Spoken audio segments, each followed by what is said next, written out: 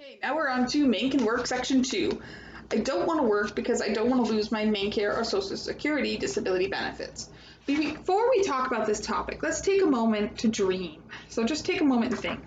Imagine what kind of work you might like to do if you were no longer worried about your benefits.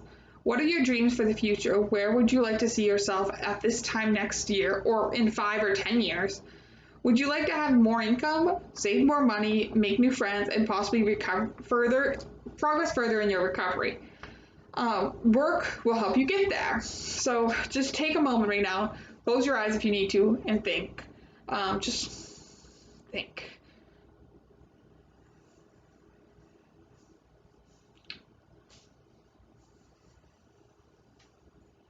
Okay.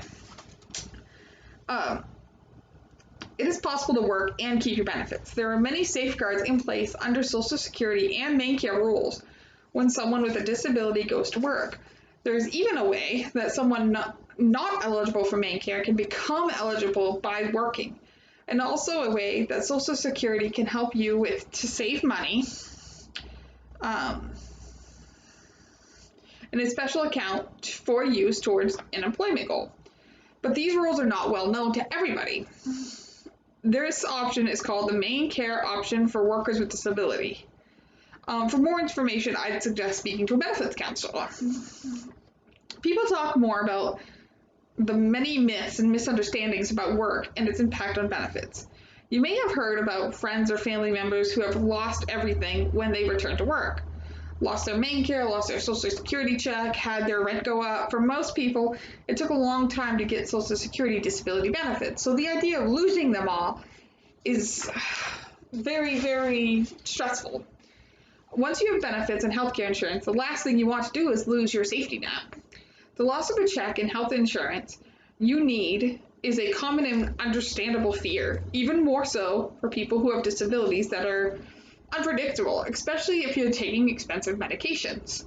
It's easy to believe the myths when you're afraid it might happen to you. The reality is that your financial situation is unique to you. No one else can have the same exact income, work history, family situation, housing, supports, and resources as you do. Patty's story, for example, in section 1, shows us the importance of asking questions and making sure you have the best, most accurate information about your individual benefits. Patty was given wrong information for years before getting the right information. This encouraged her to next step toward work. Things didn't go as expected after she learned about the special Maine care rule about job income, but her benefit counselor helped her and the problem got fixed. This is one of the many benefits of having a benefit specialist who can help you. They can help with situations like that and help you understanding them. So before you decide you're not going to work, you owe it to yourself to learn the facts. What will really happen if you work, and could it be better than you think? A benefits counselor can help you get those facts and understand what working means for you. Maine Medical Center's Department of Vocational Services offers free benefits counseling to people receiving mental health services in Maine. You can also find out more information on this topic and contact information for your local CWIC at www.benefitsandworkinme.org by calling 1-888-208-8700. The next page that I'm going to be talking about gives some very basic information that may apply to your benefit situation. The good news is that some rules are more generous now than they were back in the 1990s and earlier. These changes may get you thinking differently about work. Much more detailed information is in this guide. So, as I said, this section might be split into much more information is, given. So, set those aside. Things to consider about work and Social Security and Maine care. Do I get SSI or SSDI for one? There are two types of disability benefits, and working affects each one of them differently. SSDI is Social Security Disability Insurance. It's based on your work history. The check is usually deposited on the 3rd of the month. SSDI is a Title II benefit, which also includes child disability benefits and disabled widower's benefits, which you might get based on a parent or a deceased spouse. SSI, on the other hand, is a supplement security income. It is for people whose work history isn't enough to qualify for SSDI. Checks are deposited on the first of the month. SSI pays up to $771 a month for a single person in 2019, but sometimes less if there's other income. This amount has gone up, so this information is still generally accurate, just the amounts may have changed as far as the SSI limit. So, can I work and still receive benefits? Yes, and a benefits counselor, or CWIC, can help you understand how this works. If you have SSDI, you get your full check if your job earnings are under $1,220 a month before taxes. And the first time you go back to work after receiving SSDI, you have 9 months where you can earn anything and still get your SSDI check.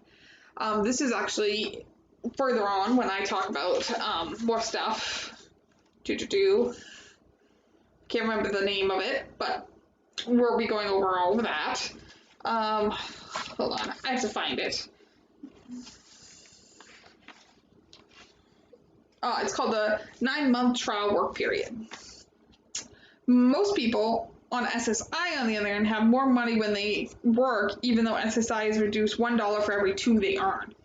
When you add your paycheck to your new SSI amount, it's usually more than just the $771, and most people get to keep their Medicare while they're working.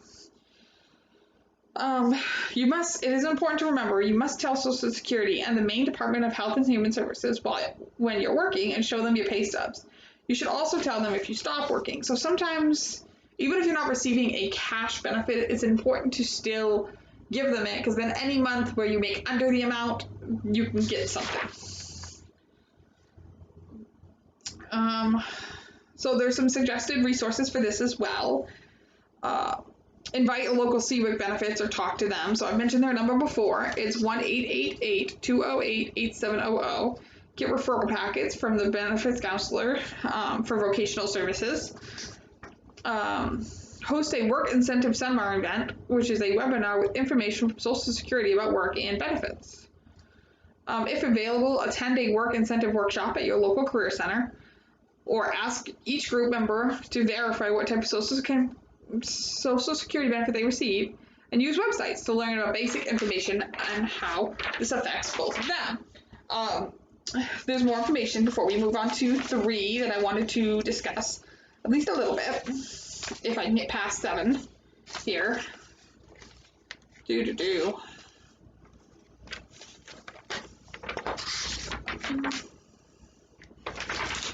Okay, so there's a lot of employment resources in Maine. So you have the Maine Career Centers, which there are 12 full-service career centers in Maine, and many other locations available on a more daily basis. There's one here in Bangor, Maine, over on Oak Street, I believe. You have the Maine Bureau of Rehabilitation Services, Division of Vocational Rehabilitation. There are 9 of these offices in Maine, and many of them are located at the Career Center. So you can use the Career Center here in Bangor, for example, say, hey, I'd like to set up an appointment with VR. They can give you the person's card so you can call them. There's long-term vocational supports. So the Maine Office of Substance Abuse and Mental Health Services funds long-term vocational supports to assist people who need help maintaining employment. Eligibility for this service is similar to eligibility for Maine Care Section 17, Community Support Services, and Section 92. This benefits counseling, as I mentioned before, with CWIC. Community Employment Services. The Community Employment Service Project, funded by the DHHS, provides supported employment services to individuals clinically eligible for community integration services. There's clubhouses. Clubhouses provide members with an opportunity to build long-term relationships that in turn support them in obtaining employment and education. Located in the community, they offer members social, educational, and employment opportunities, as well as just overall wellness. I'm a member of Unlimited Solutions Clubhouse here in Bangor, Maine. There's actually 6 of them in the state of Maine now. They are amazing. I have seen members come in there who weren't thinking about work at all, and then through the work order day, they were able to build their skills and find a job in the community with support. So and there's actually over 300 clubhouses worldwide. There's a Veterans Employment Services. Career Centers listed first on this list of resources offer specialized employment and training services for veterans.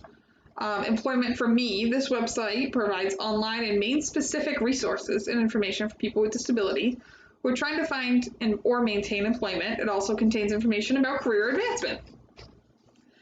New Ventures Maine, formerly Maine Center for Women, Work, and Community, assists people all over Maine venture in new directions by offering tuition-free programs in career, business, and financial education. So there's just some of the things. I'm going to take actually some time a little bit later to talk about some of the work incentives for SSDI and SSI, but I'm not going to do that in this video. This video is already, almost 11 minutes long and talks about so this pretty much includes everything. So thank you for listening. I look forward to doing another video for you.